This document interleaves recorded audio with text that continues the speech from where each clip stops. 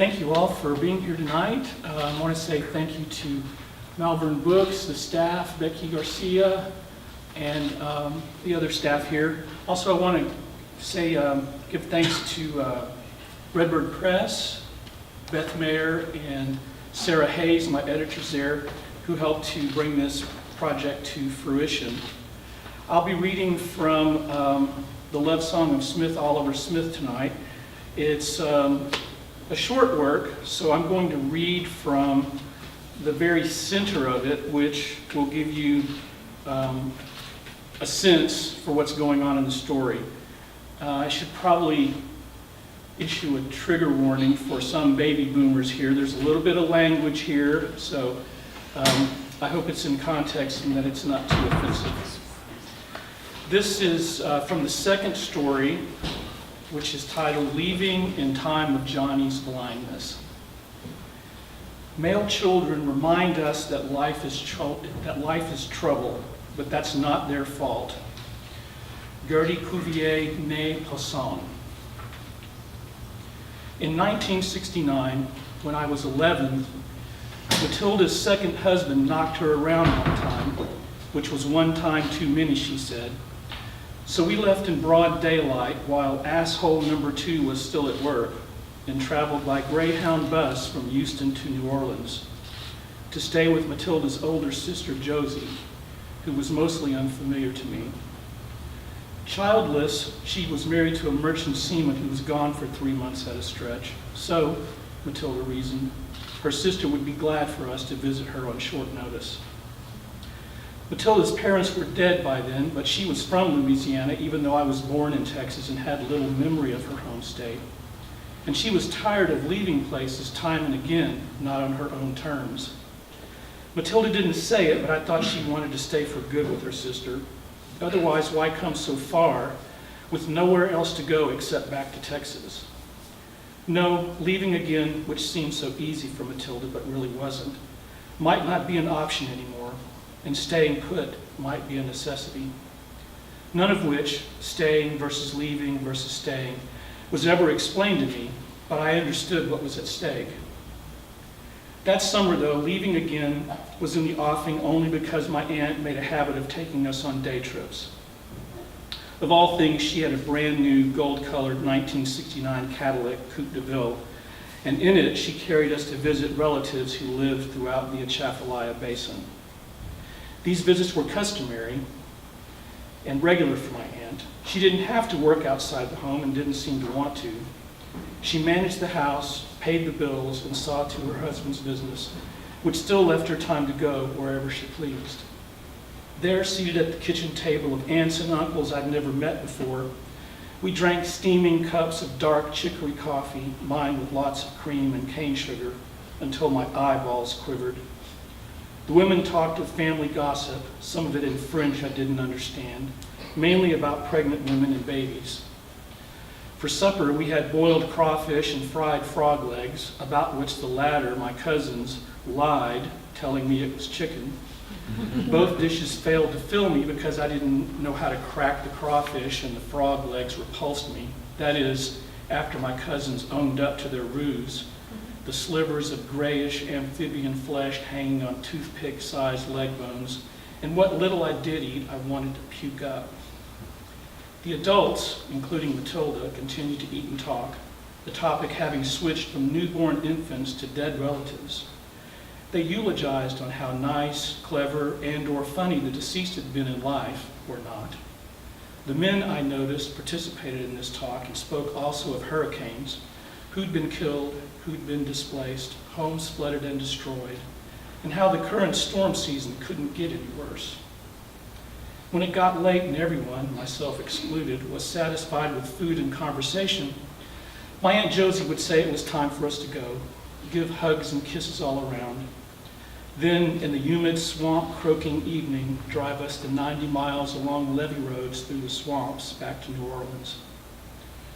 After these trips, I found that I could sleep soundly, no longer vigilant with concerns of leaving under stealth to get away from someone, a boyfriend, a bill collector, a landlord.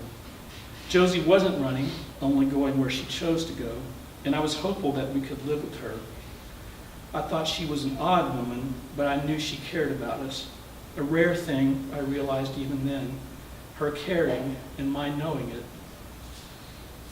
Josie's solicitude for me never included it directly criticizing Matilda for being a bad mother, but she did refer obliquely to the subject on our next trip. I sat between the two women, a captive in the front seat of the Cadillac. "Smith, poor darling," Josie said, "your mama takes you from pillar to post, doesn't she? And now here I am doing the same thing, dragging you out on the highway again." Of course, conveying me by luxury vehicle to pay a social visit to relatives was not the same thing as my mother spiriting me across state lines to escape domestic battery, and Josie knew it. Her comment was undoubtedly intended for my mother. By rhetorical deflection, she was saying that Matilda should stop her leaving and running and provide her son with some stability. I remember thinking this sideways jibe was hardly necessary. Matilda was a tigress, second to none in the business that protected me, the details of which I wanted to tell my aunt right then, but I didn't. Instead, wedged between the two of them, I squirmed on the front seat. They both smoked cigarettes, so I felt I was being gassed. "Are you all right, Sha?" Josie asked me sweetly. "Because I'm concerned about you, you know. I want you to be happy." She interpreted my fidgeting as existential discomfort on the subject of Matilda's vagrancy, from which she wanted me to know she was ready to save me. "I'm okay," I said, telling a soft lie, and solved my proximate difficulty, simply breathing, by crawling over the seat into the back. There, in that generous space of luxurious red leather, I escaped most of the secondhand smoke, along with the veiled commentary on my mother's parenting skills. Up front, between Josie and Matilda, I'd only been able to see over the front dash if I sat up on my hands. But once in the back, I had clearer sight of the mirages that rose up off the two-lane blacktop highway. For brief instances, visible waves of heat gave the illusion of water pooling on the road in the distance, and the glare hurt my eyes and gave me a headache if I stared straight ahead for too long. To keep from looking at the shimmering road, I focused on the green sugarcane field standing 20 feet tall on either side of the highway.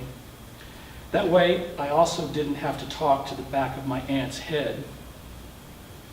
"Where are we going now?" I asked.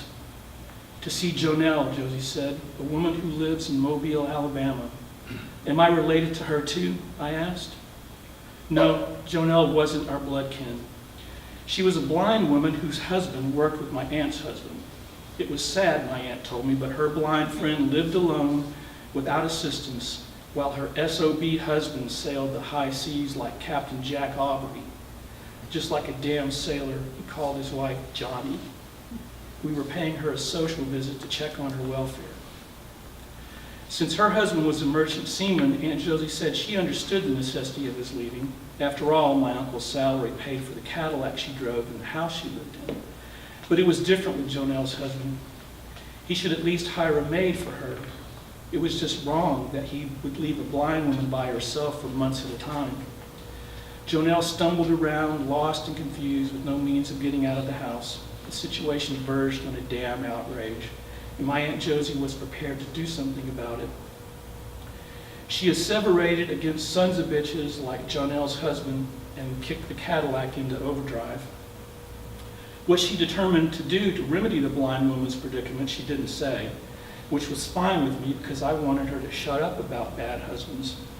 But when Matilda affirmed her sister's opinion on the issue of men abandoning their women, my aunt continued maligning the lousy bastard who'd left his sightless wife without any help. During all this, I kept quiet in the back seat, my eyes fixed on the green cane stalks that swayed forward in the car's wake. It was in this same zealous manner that my Aunt Josie would also mention my stepfather, asshole number 2, saying if he ever showed his face around her house that she'd call the cops, knock the dog shit out of him, maybe even shoot his stupid ass, but probably not in that order because nobody, she vowed, was ever going to hit her sister again. Matilda had taught me not to run people down like that with my mouth. Then I remembered Matilda was the one who had coined the phrase asshole number 2 to refer to my stepfather, which at first I thought was pretty damn funny, until I realized that that meant my real father was asshole number 1. But Matilda had never called him that, and wouldn't have liked me calling him that either, even though it was probably a fair moniker. In our short family history, my real father had been the first to leave, and was therefore the root cause for all of Matilda's future leaving. She'd left asshole number 2 because she thought he might hit me next, and she wasn't going to let that happen. But that wouldn't have been an issue if asshole number 1 hadn't left in the first place, which I realize now is a twisted thought hinging on conundrums of time and space and human will, the bare necessities of leaving.